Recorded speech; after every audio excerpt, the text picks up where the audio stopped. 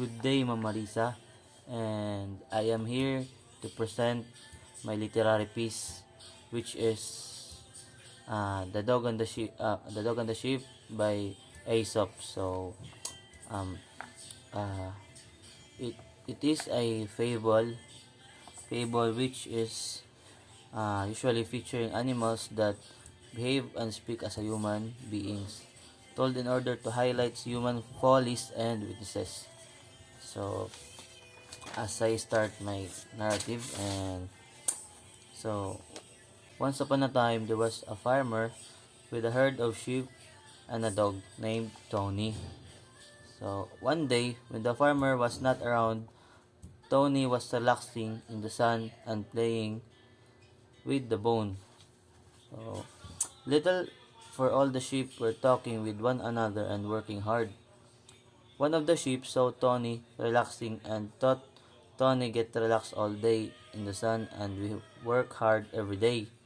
And she told the same thing to all the other sheep from the herd, said, "Yes, we must do something. We should talk to the farmer about this." And in the evening, when the farmer came back, all these sheep went to the farmer and told their concern. One of the sheep told Tony gets a treat from you being a hard worker every day.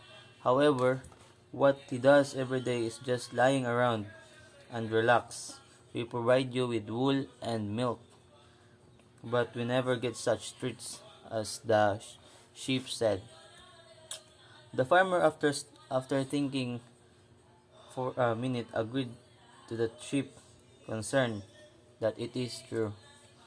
So he said that, "Sure, I understood your concern and I will change it."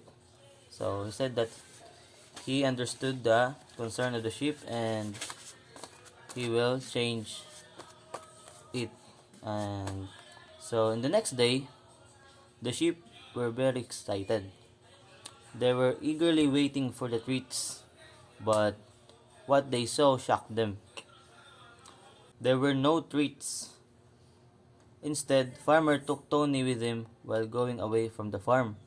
So it started to get dark, but the farmer didn't return yet. And the sheep were all alone. So the sheep were all alone. They heard the voice of a wolf and they got scared. The wolf was approaching to eat the sheep. Then suddenly, Tony came to the farm and barked loudly. So Tony came as their protector. Suddenly, Tony came to the farm and barked loudly. This scared the wolf and she changed her direction. So all the sheep thanked Tony for saving their lives. And Tony asked, "Do you still think I am not hardworking and I am lazy?" All the sheep said, "No, not at all. We know now how hardworking you are and how important you are to the farmer and to us." And that's all there in that story. The theme of the story is don't judge a book by its cover. As the sheep saw Tony that laying under the sun and playing with his bone, it doesn't mean that he don't have a role or importance. As a matter of fact, he is protecting the sheep.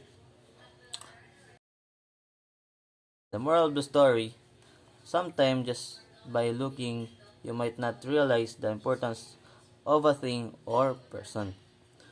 Everyone has their own importance in life.